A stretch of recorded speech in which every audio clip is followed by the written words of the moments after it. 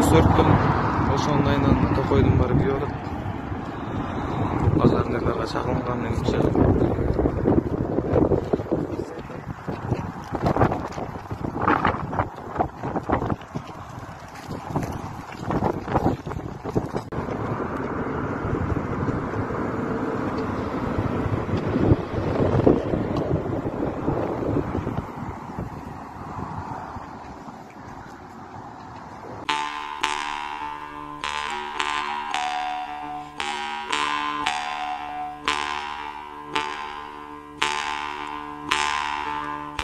Бишкекте Абдрахманов көчөсүндөгү үйдүн кире беришинен жылаңаш жигит кармалды. 1990-жылы туулган тургун Мас абалында анын батирине белгисиз адам кирип, зордуктоого аракет жасагандыгы тууралуу арыз жазган.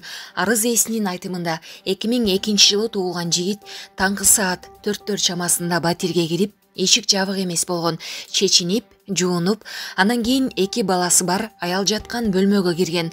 Ал Мас абалында кол салган адам аны зордуктагысы келген деп растоодо. Ал кыйкыргандан кийин кылмышкер качып кетүүгө аракет кылган. Аялдын кыйкырыгынан улам атасы менен агасы ойгонуп, жигитти кире бериште жылаңач кармап алышкан. Андан кийин алар милиция чакырышкан.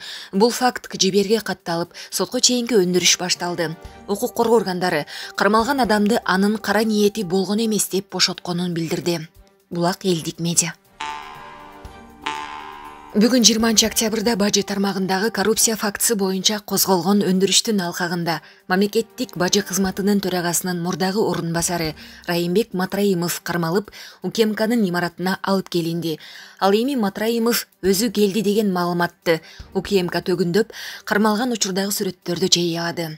УКМКдан билдиришкендей, Матраимов жана бажы тармагындагы башка кызмат адамдары 2016-жылдан азыркы убакытка чейин бажы системасында коррупциялык схема түзүшкөндүгү аныкталган. Анын жыйынтыгында өлкө бюджетине ири өлчөмдө зыян келтирилген. Учурда сотко чейинки өндүрүш иши жүрүүдө. Булак элдик медиа. Друзья, нужно признать, что задержание Матраимова является самым удачным задержанием, потому что вот на заднем фоне, видите, там кирпичный забор. Здесь вот заправка, здесь его задержали. А здесь ГКНБ. То есть за дорогой ГКНБ на Джибек-Чолу Держинка. И вот так получилось, что Матраимов сам каким-то образом здесь оказался, и его увидели и задержали. Нариман Түлеев баш тартканына карабастан аны учурдагы кала башчы кызматка келүүгө чакырганын маалымат жыйында айтты. Чынын айтайын, келгим келген эмес, себеби айрым каршы тараптар бар. Бирок Азиз Эмилбекович пандемия жана экономикалык кризисти айтып, кыйын кырдаалда кризис менеджер керек экенине мени көндүрдү. Түнкү саат 22:00 чейин бул маселени сүйлөшүп, мен макулдугумду бердим, дейт Түлеев. Бишкек мэри Азиз Сурахматов кызматтан кетип жаткандыгына байланыштуу анын милдетин Нариман Түлеев аткарат. Түлеев ага калган команда менен бирге шаарды жакшыртууга аракеттерди көрөрүн айтып, буга 6 ай убакыт бар дейт. Себеби 2021-жылы апрель айында шаардык кеңешке шайлоо өтөт. Азыркы борбор каланы мындан дагы өнүктүрүүгө бар аракетибизди жумшап, же каларыбызды, же кетерибизди ушул 6 айдын аралыгында жыйынтык беришибиз керек, дейт. Булак элдик медиа. Тышкы иштер министри Руслан Казакбаев Европа биримдигинин Борбор Азия боюнча атайын өкүлү Петер Бурян менен телефон аркылуу сүйлөштү. Бул туурасында Тышкы иштер министрлигинин маалымат кызматы кабарлады. Маалыматка ылайык 19-октябрда болгон сүйлөшүүдө Казакбаев менен Бурян Кыргызстандагы акыркы саясий абал тууралуу талкуулашты. Казакбаев өлкөдө бардык процесстер саясий нукка түшкөнүн, Кыргызстандын бардык органдары легитимдүү болгонун жана бардык ведомстволор штаттык режимде иштеп жатканын белгилеген.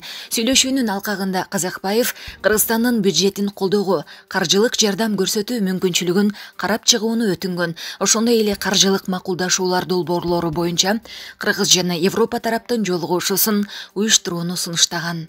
Булак элдик медиа. Президенттин милдетин аткаруучу премьер-министр Садыр Жапаров Ал Жазира телеканалына маек курду. Маек учурунда Жапаров өзү башында турган жаңы бийлик алдына кандай тапшырмаларды койгонун айтып берген. Анын алкагында коррупцияга каршы күрөшүү, кадрдык системасындагы өзгөрүүлөр жана Кыргызстандын келечеги тууралуу пландарын ортого салган. Ал эми журналисттин криминал менен байланышы туурасында берген суроосуна Жапаров бул оппоненттер уюштурган кара пиар деп жооп берген. Мени криминал колдоп жатканын айтышууда. Бул менин оппоненттеримдин кара пиары. Алар ушак таратып, элдин көңүлүн жаман нукка бурууну көздөп жатышат. Бул жөн гана сөз. Менин криминалга эч кандай тиешем жок деп айткан маегинде. Ошондой эле ал мамлекетти криминалдардан тазалоо үчүн бар күчүн жумшай турганын кошумчалаган. Ол Жазира телеканалына берген маегинде мамлекеттик кызматтарга дайындоолор боюнча өзүнчө кеп салган. Анын айтымында 30 жыл бою министрликтердеги акчалуу орундар сатылып келген. Ар бир кызматтын ставкасы бар. Алар буга көнүп алышкан. Менин кызматка келгениме 10 күн дагы боло элек. Бирок уулума телефон чалып, кайсыл бир кызмат орун үчүн $300,000 сунуштагандар болду. Айрымдары $50,000 беребиз дешкен. Биз мындай көрүнүштөрдү жоюп, таза мамлекет түзгөнү жатабыз. Көптөр кайра эле кызмат орундарын сатып алабыз деп ойлоп жатышат. Бирок мындай экинчи кайталанбайт, деди Жапаров. Ал ошондой эле коррупциялык схемалардын бардыгын изилдеп чыкканын белгилеген. Өлкөдөгү коррупциялык схемаларды изилдесем, барып эле ак үйгө такалып жатат.